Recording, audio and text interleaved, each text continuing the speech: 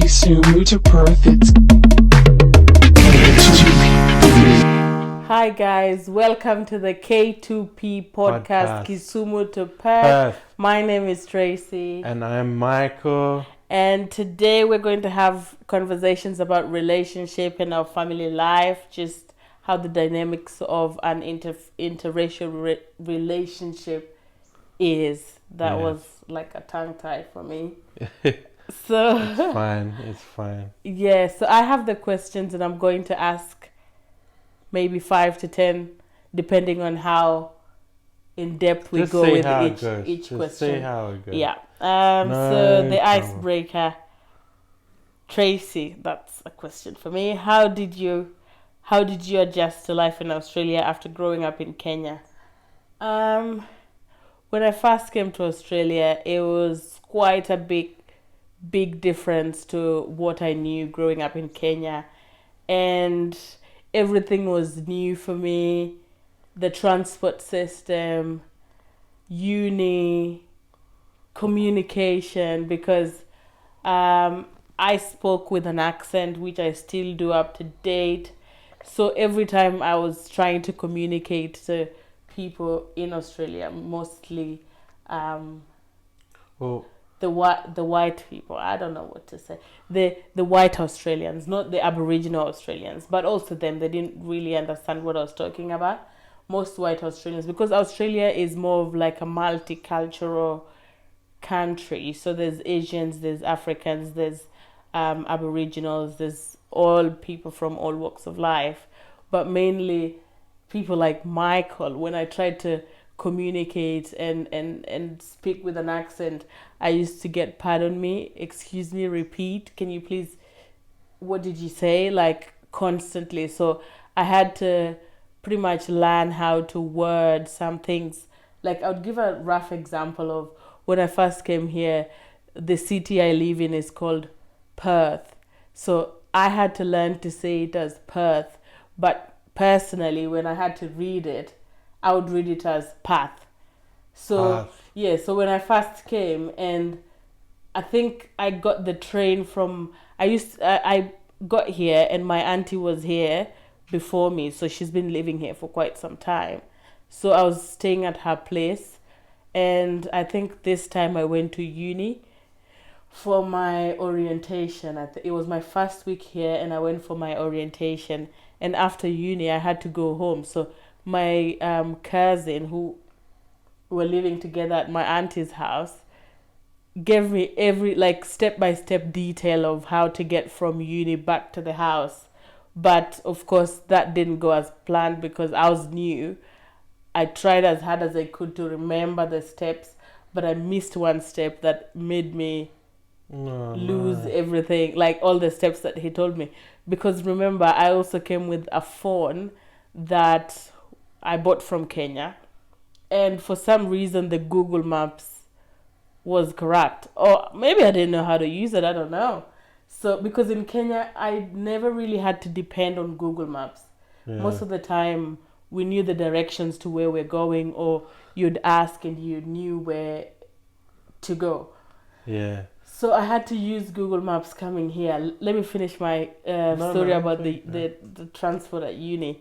So I left uni and I went to the train station, and I remembered the platform that we got off from with my cousin from my auntie's house in Kwinana. So I said, oh, that's it. So I walked down that direction, not knowing that train where we got off in the morning was headed to the city and not back to where we were going. So you're on the opposite side. I was on the opposite side. So the train took me to Perth city, and you're trying to come home. And I was trying to go back to Kwinana. And then I got to Perth and had never been there before.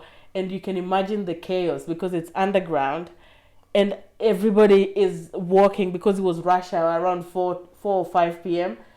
And there was so many people. I had never seen anything like that.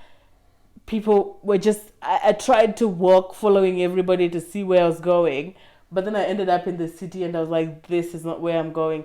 So I had to walk all the way back, and I saw someone in like security uniform, so I had to ask them, and I told them it was my first day, and they literally that person was so nice.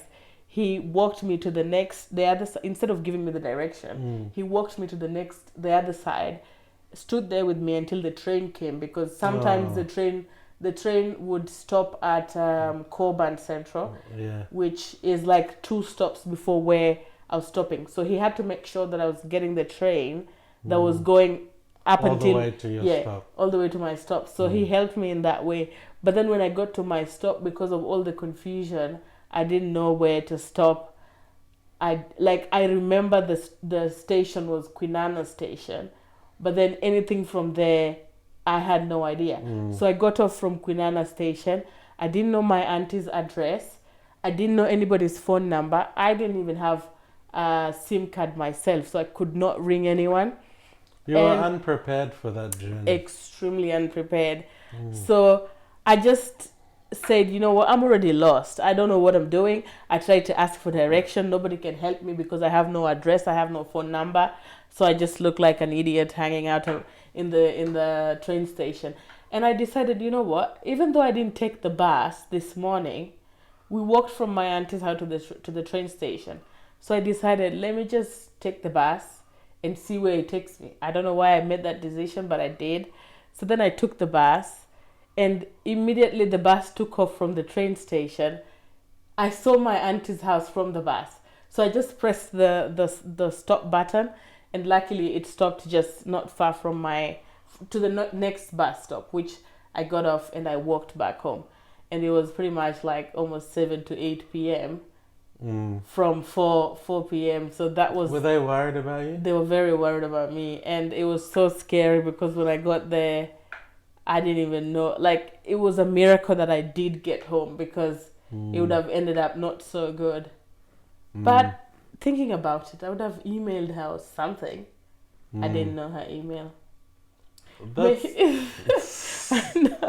I would have rang my parents back in Kenya and asked them to ring her. Then she would try and figure out where I was ringing from, and then they'll find me. But luckily, I got my way home, and that was my introduction to Australia. So you can imagine how many more mistakes and experiences I had to go through to be able to adapt to this new life that I wasn't used to coming from Kenya. Everything was new to me. Not even just the train. I said the communication, even starting work. That was a whole new experience for me, because in Kenya, I didn't really work that much. So when I came here, I was trying to just get any labor job. And I think my first job was a cleaning job that I landed. And I just got it through a friend of a friend. Like, someone was doing it. And I think I met this person at the train station as well. And I asked them, oh, I'm looking for a job. And they said, there's this guy who does cleaning. And the guy recommended me to another lady. The lady was from Sweden, I reckon. Yeah, doesn't matter. And she really took advantage of me. Oh my goodness. Right now, thinking about it, I'm just like, that lady, wherever she is, I don't know. She really took advantage of me. I wish we could speak her name. Yes, but I can't really. She used to pay me ridiculously, extremely, like a teenager basically. But at the time I didn't know any better. So I was thinking she was doing me a favor, and I was returning the favor back by working extremely hard and even doing overtime, which meant I went to her house and helped her clean her house, take care of her children, sometimes even tutor her kids in mathematics, because she happened to know that I was at uni and I said I was good at math. And she's like, oh, can you teach my kids? And I was like, yeah, sure, I don't mind, because I thought she was doing me a favor, so I was just trying to be nice and doing all these things for her. But then later I found out she was taking advantage of me by paying me less and overworking me, because I used to work like a donkey. I don't even know if donkeys work hard. I think they do. But that was the equivalent of how hard I worked at the time. Yeah. Anyway, next question. So the question is yours now. My introduction to Australia? No. Mine was them saying... What's cultural... No. What cultural aspects did you embrace from Tracy's background? From Kenya? Yes. Well, I love ugali very much. And I don't just like the white one. I also like the brown traditional one.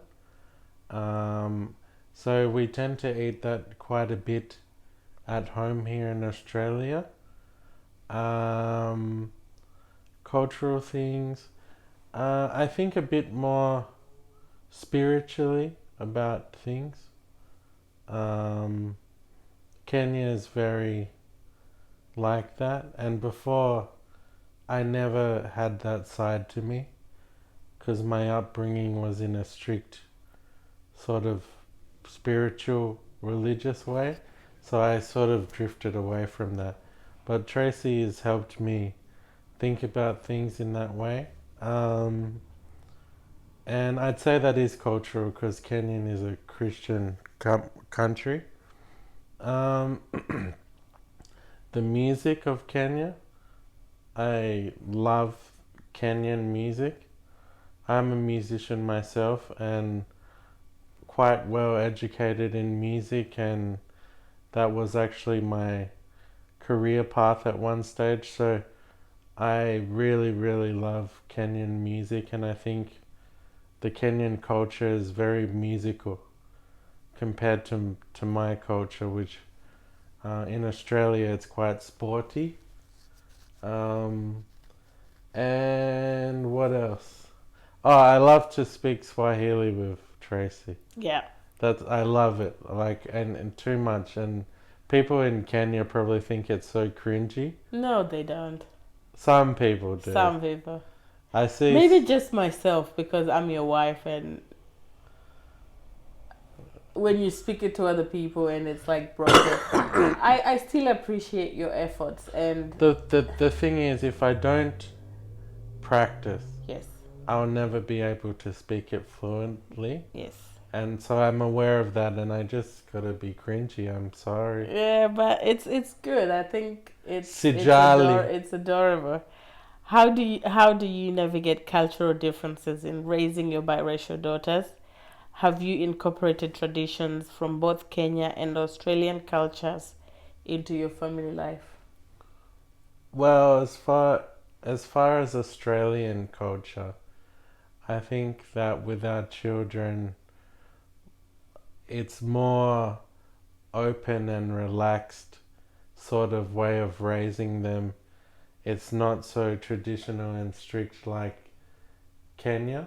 Yes. And I think that with with twins, it works with this environment more because everyone here is sort of the same way. Yeah. Like, for instance, we took our children to school this morning and it's pajama day. Yeah. So even like everyone in the school is wearing pajamas. Our children went to school with pajamas on. Even the teachers had their pajamas on. Yeah. And that's something you wouldn't see in Kenya. No, not at all. Yeah, and Yeah. so that difference. They experience more the Australian culture while they're here. Yeah. But then again, when we go to Kenya, they also experience that there. But there's also things we do at home that bring together both cultures. I would say sometimes cooking the Kenyan food. Yeah, the Kenyan food. The music. The music, they really like Kenyan music. What else? What else? Just speaking to them in Swahili and teaching them words. Yes, and they... And talking about Africa. Making sure I've been very, very, like, aware of trying to make them like close to their own culture. Yes. So I teach them like where their mum and dad are on like a map in Africa, and No, I know their mum and dad. I'm them. Yeah. Dad, the other, Yeah, grandma and grandma grandpa. and grandpa. Yes. And yeah, like their uncles and aunties and stuff, and yeah, and I talk about Kenya and their grandma and grandpa all the time Yes. with them. Yes, so those are some of the ways we keep both cultures in our family. So the other question is, have you encountered any microaggressions as a mixed race couple? How do you handle them together, and how do you teach your daughters to respond? So I would say, sorry, our kids are still young to Yeah, they're understand. too young there. Um, They don't know it. they don't know any different. Like, it's funny with our daughters because sometimes they will actually say things like they say, like, mummy's black, or they'll Yeah, say, mommy's chocolate. mummy's chocolate, or they'll say, I'm orange. Yeah, dad's orange. And then I ask one of my daughters, what color are you, when they say that? And they say gold, which is Yeah. actually true. They Yeah. are actually A bit like golden. a golden Yeah, color. Their hair's Yeah. gold. So they're aware of race, but they're not aware of the social weight of what race is in society. So that will come later, unfortunately. Yes, but we'll definitely talk to them about it Yeah. when they're age appropriate for the conversation. It's going to be such a sad sort of topic to wake them up to, because like, for me myself, the more you forget about that topic, when it comes and bites you a bit, it's even worse. Yeah. So like with the microaggressions thing, Yes, that's a big one, and I think we can It's- give an example of the most recent one that we went through together, which was when we were trying to apply for a rental house, property. yeah. So okay, so I'll start. So basically, we are going through a housing crisis here right now in Perth. Yeah. There's never been this less, how do I say it? There's never been not as much rentals available Yes. as there is now in recent history. Anyway,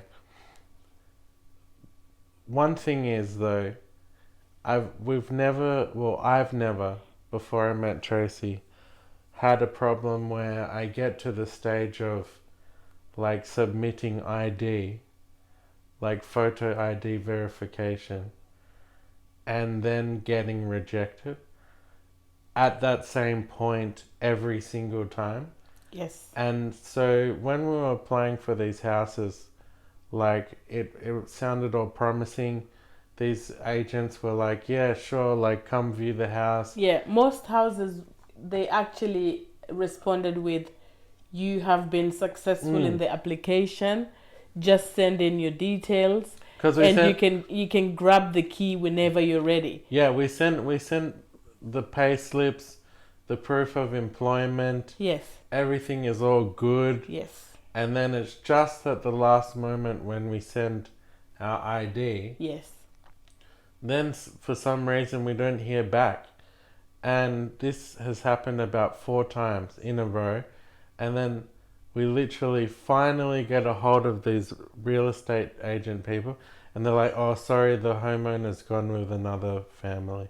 Yes, after giving us so much hope, everybody, most of them rejected our application literally at the last minute, where Michael had to submit my photo ID, because when I say my name, which is Tracy, it doesn't sound like an African name, which it's not. So every time it's like Michael and Tracy, they're like, yeah, send Tracy's details and all this. Like everyone's talking happy, and they're like, yeah, just send in your details and the house can be yours at any point. And then when Tracy sends in her details, they see it's Tracy, not like Michael. Now, And then it's like they even ashamed themselves to respond to us immediately, because they literally ghost us for like 4 or 5 days. And then after we keep calling every single day, at least twice or thrice, that's when after the 4th day they're like, oh, sorry, we went with somebody else. And it's so ridiculous. Like, if you're going to do that, at least tell us immediately that we're withdrawing the application because of whatever reason, not ghosting us for that many days and keeping our hopes high. Because every time we applied for the house and we were accepted, we stopped applying for like more. Not like we stopped, like we were not as Yeah, aggressive. we weren't working as hard because we thought that that thing was settled. Yes. But you know, that's one example of microaggressions. Another one I get a lot is when I'm out with Tracy, and sometimes if it's just me and Tracy or our family, and it's always like the older Australians that sort of look twice at us, or they just like, you can just tell that some of them have seen something that they're just like, oh. And they think, one thing that I want to say is like, a lot of these people, I believe, think that it's like a woke thing. Like, oh, this is the sign of like things going woke, or you know, everything is what they call now DEI, which is diversity something. I don't even know what it means. But the truth is literally like, we're together because we wanted to be together. Whether that fits in with the woke thing or not, Yes. it's just ridiculous. But people will classify that as woke, and I think people get annoyed by that now because it's just like a thing going on in the world. But a lot of the time, you just you get weird looks.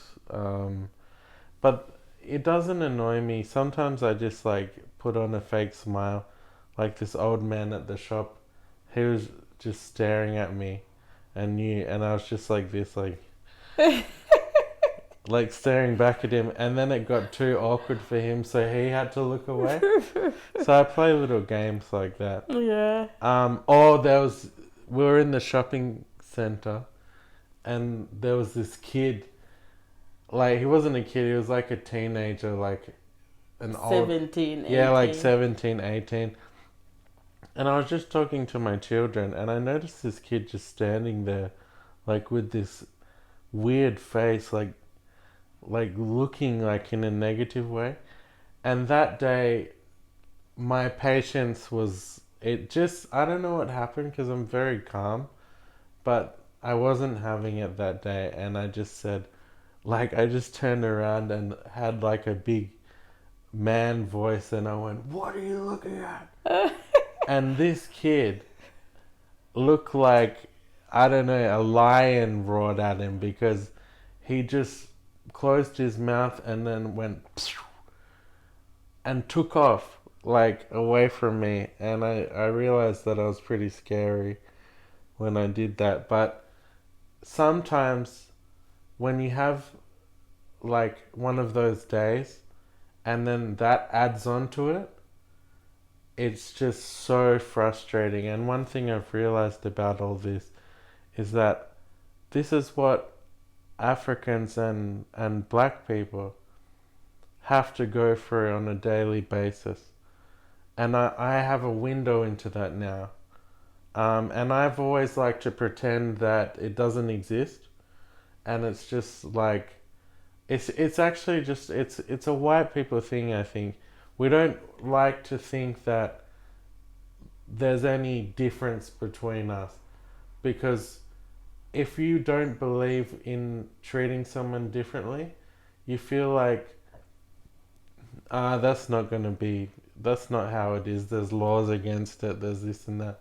But when you actually experience it from a third person way, the reality is it's true.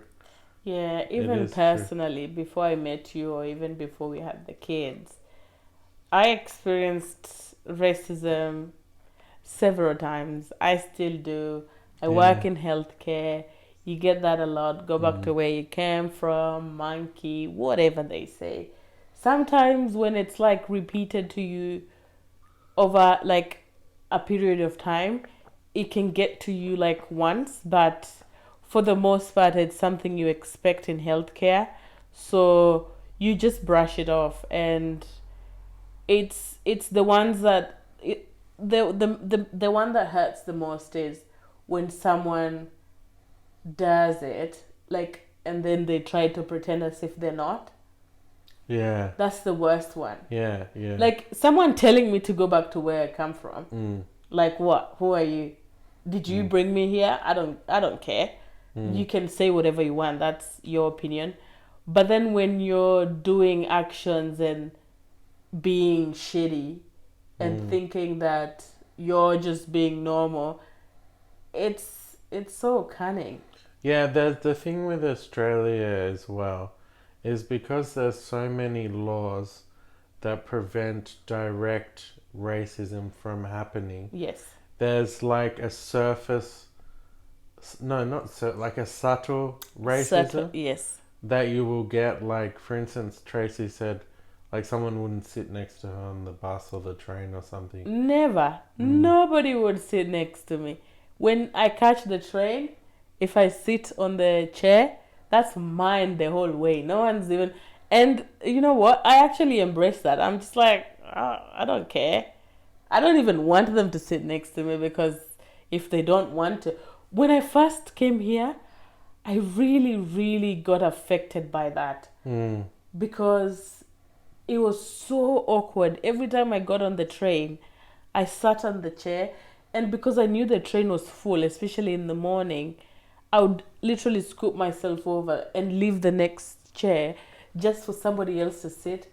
All the other chairs will be filled up. Literally, the person sitting in front of me, someone else will come and sit beside them. The person sitting behind me, or even people beside me, the chairs will always be filled. But literally, where I'll be seated, there'll be someone standing holding onto the bar.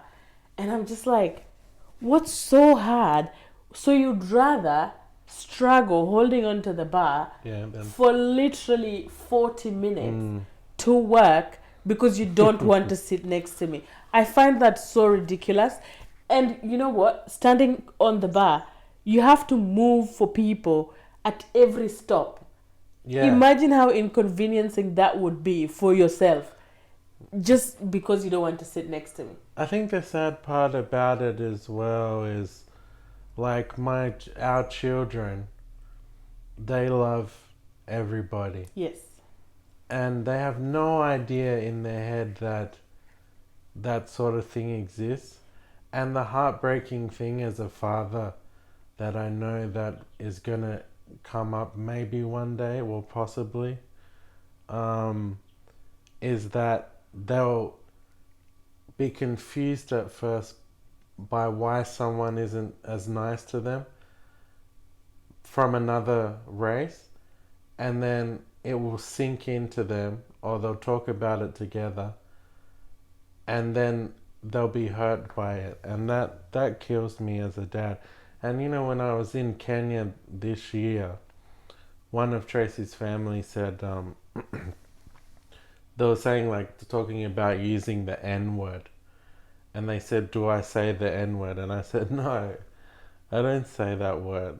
And the reason I obviously wouldn't say it in the first place, but the reason I really don't like that now is if I heard someone call my daughters that in a derogatory... Oh, me.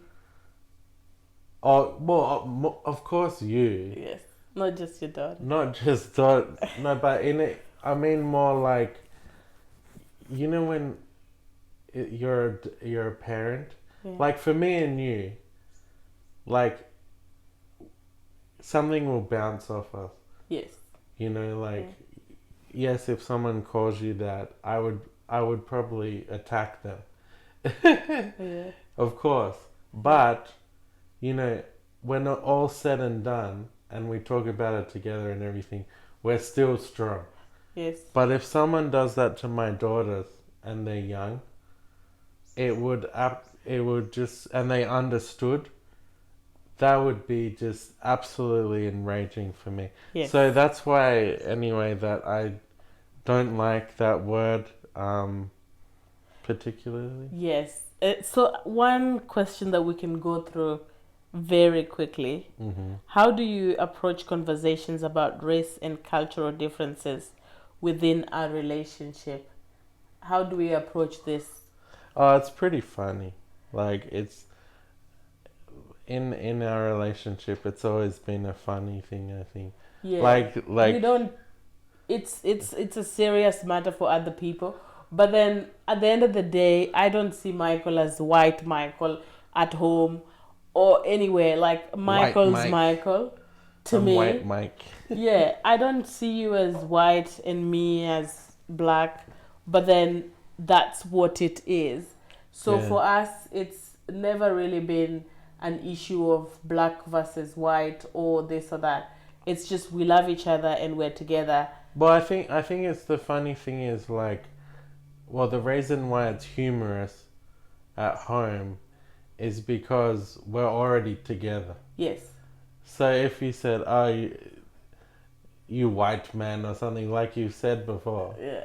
it's so funny Yes. because it's like, even now I think of, yeah, it's just funny, you know, like. Yeah, and even when we notice people being weird in public, we'll actually hold each other's hands, probably kiss, just to make I will just to try make them that. Tracy, uncomfortable. Tracy cannot handle. Oh my goodness. She cannot handle PDA at all. Yeah, that's also a cultural thing. In Kenya, Yeah. that's very illegal. You do not hold hands and kiss in public. You could actually get arrested for that. In Australia, what? Yes, you can. For PDA? For PDA. It's the law. Oh, that's so funny. It is, but it's not. That's the culture. I can't laugh. Really? Yes. Anyway, that's how we handle this in our family. So we don't have much time. I'll go to some of the bonus questions we have. Has it been 45 already? Almost. For real? Okay. Yes. So we're trying to get to the 45-minute mark. Anyway, favorite Kenyan dish I introduced to you. Matumbo.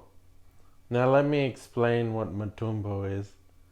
And it's quite a controversial dish. Do I have time for that? Yes, but don't go too in depth. Just a little, because we still have 3 more questions. Okay, I'll say it quickly. My voice is slow. So when we were in Kenya, the first time, we were in Nairobi, and Tracy's brother lives in this apartment block, and it's near like a little area, and they have mabati shops and stuff like that. And we went down there, and Tracy's brother's like, "We're gonna have matumbo for dinner," and I was like, "Matumbo, that sounds good." I didn't know what it was. So anyway, Tracy's brother takes us to this butcher, and there's this like this area where all the meat is. It's not refrigerated there in Kenya. It's sort of just how it is displayed. Anyway, there's all this meat, and then there's this like black looking bag thing. And I was looking at it, and I was like, "What is that?" I really, really like, who would buy that thing? Tracy's brother was like, "I'll take that thing," and I was like, "Oh, this is the thing." Anyway, it's the cow's stomach. He came and took it, or the goat's stomach. Yeah. He came and we took it back to the apartment. Yeah. He prepared it, put it with ugali like on the side. Anyway, it was absolutely like so good. Yeah, even though you were scared to try it, like looking at it the first time. And then I tried it. Yeah. And now I eat it thrice a week in Australia. It's been one of your favorite meals ever since. And I got in trouble when I'm in Kenya because Tracy's mum was always like, you can't be ordering matumbo when you're at a restaurant because... Yeah, nobody does that. Every time we went to the restaurant, he was trying to order matumbo. He would talk about matumbo like every single day. If I meet someone on the street, I'll be like, they'll ask me a few questions. Then I'll hit them with like, "Do you eat matumbo?" And they'll usually say yes. And they're like so surprised I like matumbo.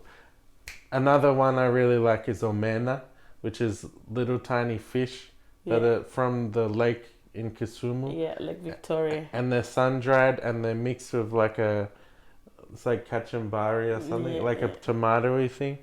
And you eat it with your hands, you know, and you also eat the ugali. It's yummy. Yeah, one last question. This is like a funny story about your daughter's cultural mix-up. What's something funny that our kids do? They that do. They got from Kenya. Oh, the babies, though, when they see an insect, they say doo doo, doo doo. Yeah, and another one that's not so. In Kenya, when you, what do I say? Flagellants. Oh, God. Yeah, so of course 4 years old. 4 years old kids. 4-year-olds. 4-year-olds, yes. They like talking about every nasty thing that you'd imagine. Yeah. Because they're just young and they're figuring out life and they think it's so they think fun. it's funny when Yeah. they flagellant. Yeah. So in Kenya we call it nyamba. Nyamba. So every time they nyamba, they say "Mommy, I nyamba," and coming from their mouth just sounds so funny. Like every time they say it, it's like comedy to me. I just laugh. But now we've taught them to say "excuse me" when they do it because it's natural. I honestly think these shows they're watching, like the kids shows, they just constantly have that theme, and like, yeah, it is funny. Yeah. But like with a 4-year-old, if they get attached to something and people laugh, they'll do it over and over and over and over and over again. Yeah, Much so like me bringing up Matumbo. Yeah, so for them, even when they're upset, when they're sad, so long as there's nyamba in there, it's a happy mood. You just talk about it or you mention it, they'll laugh. Yes. So that's one way we can enlighten their day, or when they're having a little terrible moment, because they never really have bad days. They have terrible milliseconds of the day. 4-year-olds can go from happy to sad to in between within a minute. Yes, so I think we're gonna wrap this up here. Thank you. And I think we've covered most things about race and our not everything. Most we can go deeper into that in other episodes. Yes, but the main ones we can still talk about it as we go.